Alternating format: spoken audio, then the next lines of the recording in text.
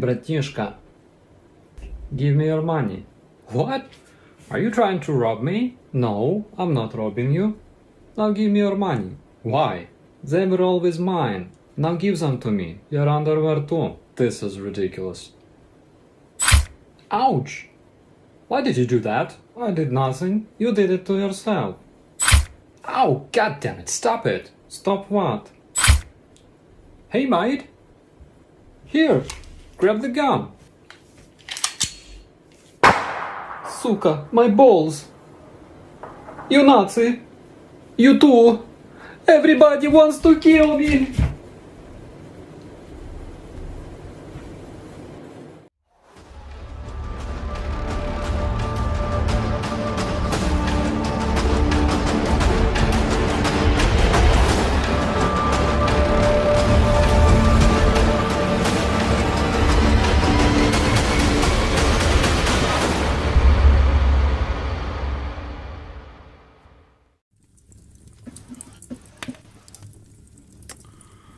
Hello, everyone. My name is Nicholas Lamar Suter, and welcome to Overtime. Let me, before we do anything else, that audio has kicked in. We're listening to last night's fireplace again, so I'm going to turn the fireplace off, and we'll be good to go. So thank you all for joining us. Before we begin, unfortunately, we've been notified by Operator Starsky that he will not be able to make it today. He is well, he's doing fine, but he does have other obligations that conflict, so he will not be joining us. 𝐒𝐤𝐬𝐴NDRING was supposed to join us, but it looks like he will not be able to make it either. And Commander McMillan almost didn't make it, but is fortunately here, so it looks like we will be able to do a bit of an update. Commander, thank you very much for joining us. Sure. Glad to be here. So we did miss you yesterday on downtime, but 𝐒𝐤𝐬𝐴NDRING and I had a good time doing that. It's been a while since it was just him and I, so that was good. I was braving the airport. Real life. Hate it when it rears its ugly head. So what's going on in Ukraine? Well, the big thing that's making most of the news right now is the fighting going around Bakhmut, and to the north of it, a small town called Soledar. We've talked about Bakhmut before, so we'll get to that in a sec, but let's focus on Soledar. Soledar itself is kind of trivial and unimportant. It really has nothing to be a significant issue about what's going on in the fighting right now. The problem is if the Russians take it, and depending on which source you've consulted at the moment, it's either still parts of it are in Ukrainian hands, the Russians have taken the whole thing, or the Ukrainians have abandoned it and the Russians are still slowly moving in. It's up in the air. Suffice to say that the situation in the town is such that I think the Ukrainians are going to be forced to pull out, or they're going to have to mount a significant counterattack with forces that I don't think they have in the area, or leave their troops who are in Soledar there to defend it, and probably they get encircled, cut off, and eventually annihilated. Why is Soledar important? Because once the Russians secure it, it opens up another avenue of approach. It effectively encircles Bakhmut to the extent that the only roads into and out of Bakhmut are now in a position to be under fire by the by the Russian forces. So it makes it very difficult for the Ukrainians to continue to reinforce and resupply their troops in Bakhmut. So if Soledar falls, Bakhmut probably will fall within the next week or two after it. I think that's the key situation that is happening right now. Until and unless the Ukrainians mount a significant counterattack, I think this is going to be a cascading series of dominoes. All right. So now one of the things about that town as well is that my understanding is it's got a lot of underground tunnels, salt mines, and Yeah, reasonably yeah. well insulated from counterattack by the Ukrainians. The primary industry in Soledar is a salt mine, an underground salt mine. There have been photos that some people believe suggest that the Russians have secured those salt mines. There are pictures of Wagnerite troops standing inside a cave, and then other people have shown that no, here is what the actual Soledar salt mine looks like. Here's the cave, or the picture of the Wagnerite standing in a cave, and here is a picture of some caves that are nearby, like 15 kilometers or something north of Soledar, that are not in Soledar itself. So it's a stage propaganda photo. I don't think that it makes a whole lot of difference if you go and hole up in the caves and the upper surface is secured. You're stuck in the salt mines or the caves, and you're going to be starved out regardless. So whether there's fighting going on in the salt mines or not, I can't say. I don't think it makes any sense for the Ukrainians to contest the salt mines themselves. Well, but my understanding was that it was possible that you could store a good deal of ammunition in the salt mines, and the Ukrainians have been very effective at hitting ammo and supply depots, but that Soledar may be insulated against that, and that could be a concern as well. Yeah, to some extent that's true. If they do secure the town and decide to use it as a munitions storage location or logistics storage facility, then it protects whatever is being stored in it from Ukrainian artillery or HIMARS strikes. The problem is that there aren't a lot of roads into and out of Soledar, so it's not a particularly good location to turn into a logistics hub. So if you do decide to use it as a storage facility, you're actually slowing things down, because now you have to go to the underground facility, load up your truck, drive to the crossroads, which presumably would be Bakhmut once Bakhmut is taken, and then you can resupply forces. Additionally, the salt mine itself isn't, how to put this, it's not constructed in a way that makes it conducive to being able to load and unload supplies into it. You basically have one truck going in or out at a time. So, it creates its own bottleneck, if you will. It wasn't made for supplying and distributing ammo, weapons, and other military supplies. So you could use it as a local facility for whatever troops you have in and around Soledar itself. They could easily use that as a storage facility to resupply themselves, but it really doesn't make sense if you're trying to use it as a logistical hub to support some big offensive drive to the nearby towns. What happens if Bakhmut falls, do you think? We've asked Starsky this before, and if you look at the map, there are two roads that lead further into Ukraine. Assuming the Russians take Bakhmut, they can either go to the northwest or the southwest. To the southwest doesn't really do much. There are no major towns. To the northwest, there are two towns. If you give me a moment, I can look up the names, but I don't have them off the top of my head right now. I posted the names somewhere. I was discussing this. Whatever. Yeah. Anyway, they're two moderately important cities to the northwest of Bakhmut.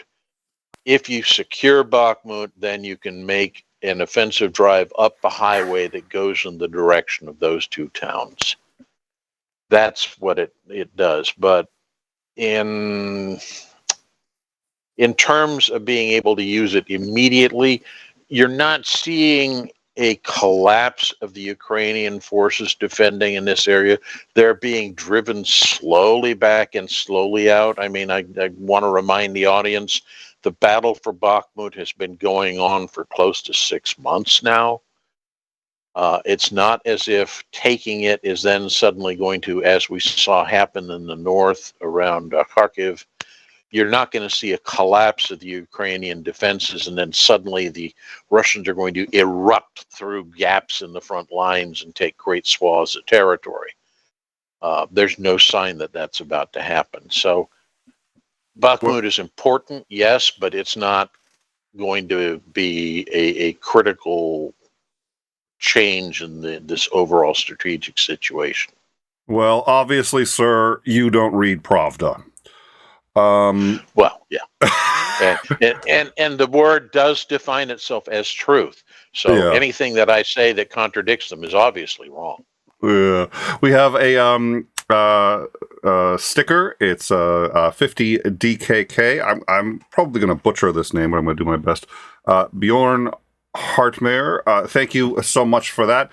Starsky is not with us, but all of these Starsky updates, the donations are going to the Vetra Volunteer Organization that was chosen by Starsky. All super chat stickers, any donations that we get, any monetization we get is going to that organization. He had several organizations in mind. He chose that one because that one actually is more directly affecting his brigade. It's a smaller one, but it knows his brigade and has been supplying his brigade with needed supplies. So that is where all of these super chats go. So thank you so much. You can only super chat on In Time. We are moving all of our news to Overtime. Overtime is still a smaller channel. It is not yet monetized. So anyone who could go to that channel and subscribe would really help us out in getting that channel fully set up. And then once we have the two channels, it makes it easier for you to decide what content you would like to see, either the interviews, which will be on In Time, or the news, which will be on Overtime, or both. But until it's set up, we kind of got to do this wonky thing. So thank you for bearing with us, and thank you for bearing with the Restream bot, which is notifying everybody of what's going on in the cross channels. It's a little clunky, but it's nice to be able to have the channels communicate with each other. So what else is going on, Commander? Well, the only other significant thing in terms of activity in and around the front is we have still got attritional warfare, slow grinding stuff going on up in the north around Kharkiv and also down in the south around the Kherson bridgehead. There has been some speculation. I'm not sure I entirely agree with it, but some speculation that the Ukrainians may be getting ready to do something offensive down in the south to try to cut off the land communications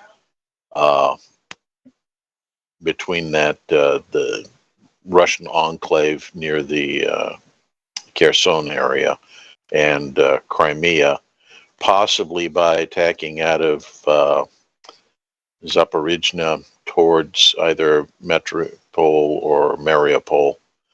That would then set up an avenue for them to try to retake the entire Crimea. I don't know if that offensive is actually going to develop or whether it's kind of a deception operation for something else that they're planning to do in a different location. That's hard to say. We also know that the Russian, commander of the Russian forces, ground forces, has been relieved of command. I don't think they announced yet who his replacement was. But that again is an indication of how dissatisfied Putin and his inner circle are with the way the Russian army has been performing in the south. We know that the head of the Wagner group, whose name keeps escaping me, Przor, you know what it is. I don't. I'm sorry. I'm not good with too. Yeah, the that's names. all right. Yeah. Anyway, there has been some speculation that he is trying to set himself up to be nominated as the commander of all Russian ground forces, not commander of the Russian army, but the whole ground force operation in the campaign against Ukraine. I suspect that Putin will not do this because it puts far too much military strength in the hands of one guy who has started to make noises about being critical of Putin himself, and that's laying the foundation for a coup. So I doubt that will happen, but we kind of know he's been campaigning for something of that nature. Oh, and he's a mercenary. Do you really want to put your exactly. Wow. Yeah. Well, I have my own private army, which is pretty damn powerful, and now you've given me command of all of the best Russian ground forces in the area. Who the hell's going to stop me if I want to take Moscow? Yeah, it's that's an interesting. That would be interesting if it happened. All right. Yeah, as I've said a couple times, at this point in the war, the fighting that matters is not the fighting on the ground in Ukraine itself. It's the fighting that's going on behind closed doors, in smoky rooms in the Kremlin. It's all about who is going to eventually replace Putin as the leader.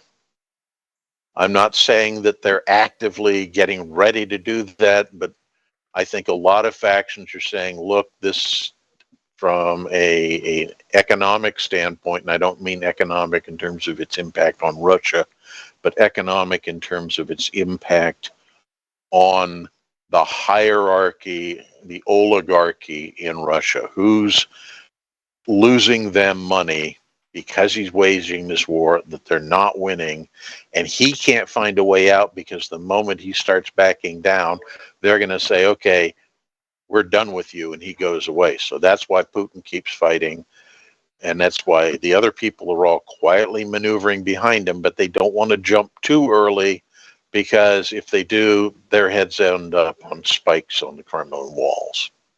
The first man problem, the whoever is the first one to actually move. Yeah. When you breach the door, the guy who goes through the door first is the most exposed. Yeah. So I want to wrap this up because I know you're busy, but we did have some concerns in the live chat, and so I want to do my best to try to frame this and think about this. It does look like Ukraine is poised to lose some area, some territory. They've made some significant gains in recapturing territory. But you had also mentioned that they may be doing some kind of counteroffensive. Now, the last counteroffensive that we saw appeared to take 6 months for them to plan, and they took some losses before that counteroffensive. They moved troops that could have been used somewhere else in order to do that counteroffensive, which was wildly successful. And they appear to be very patient, and they appear to really be planning this well. So can we at least be cautiously optimistic that any losses here are probably reasonably short-term, and that they may be planning something else and are willing to take these losses in order to do something in the coming months ahead? In any war, you want to defend what you currently have. So that's what they're doing, like in this battle around Bakhmut. They're trying to hold on to their precious homeland territory. That makes sense. But the corollary is that you do not win wars defensively. You have to be offensive to win the war. You have to go out, crush the enemy's forces, take the ground they have. So the issue is the Ukrainians staging for an offensive. They have to find a place that the Russians are weak, where they can achieve dramatic gains, where they can potentially encircle and destroy significant Russian forces. You can't do that on the fly. We've seen the Russians try to do that on the fly, and every time they do, like the opening drive on Kiev, or Kyiv, is a perfect example in point. They launched with almost, no planning, maybe a couple weeks worth of planning of staging the forces and getting them in position, and then throwing this drive that wasn't planned. You saw the roads get jammed up with their logistic train being unable to move, and the Ukrainians just massacred them. That's an example of an offensive operation that fails, and arguably most of the Russian offensive operations in the war thus far have been failures. And the Ukrainians don't have a huge material or numerical superiority, so they're very careful about husbanding the forces they have, their offensive forces, and using them only where it achieves a decisive result. And we've seen that both up in Kharkiv and in the south in the Kherson region, where they reclaimed that entire section of where the Russians had crossed the river. I think that's what they're doing right now. And the add-on to that is we're now seeing a number of European and U.S. countries, and European countries and the U.S. talking about giving significant upgrades for equipment for the Ukrainian ground forces. So we recently saw announcements of the U.S. giving 50 M2 Bradley infantry fighting vehicles, the Germans giving them 40 Marder infantry fighting vehicles, the French giving them an unspecified number of AMX 10 heavy armored cars. Now we're seeing things like the Poles giving them Leopard 2 tanks, the Germans seriously discussing that, the French talking about the possibility of trenching Leclerc tanks, the British giving them Challengers, the Americans potentially giving them M1 Abrams, although I think that may not be a good idea. But regardless, those are all equipment elements that add up to an offensive punch capability. And if they take the time to train their troops and establish one or two, say, really well-armed, well-trained mechanized or armored brigades that they can use as an offensive punch, they may be able to achieve a decisive result in a localized area. And I think that's kind of what's probably going on at the moment. All right. Well, thank you for that. There was definitely some concern, and people were feeling like it was hopeless. And honestly, considering what Ukraine has managed to do, I think it's just you're going to see an ebb and flow. Any final thoughts before we go? Because I want to make sure that you're out of here. The Russians are talking about increased mobilization. I've even heard some mumbling about full mobilization. The problem is, that puts an enormous amount of manpower into the field, but if it's untrained, it's not well equipped, not well supplied, that doesn't really accomplish much, but other than giving a lot more people to throw into the meat grinder to continue the attritional war. And depending on how you interpret the information coming out of various sources, right now it looks like the Ukrainians have somewhere between a 2 to 3 to 1 kill ratio going on it. So for every one Ukrainian casualty, they're inflicting 2, 3, possibly even, depending on some estimates, 4 or 5 losses on the Russian side. And the Russians have the manpower to do it and keep throwing those guys into the grinder. But the question is, can their society and their army from a morale perspective, sustain those kind of losses for no appreciable gains.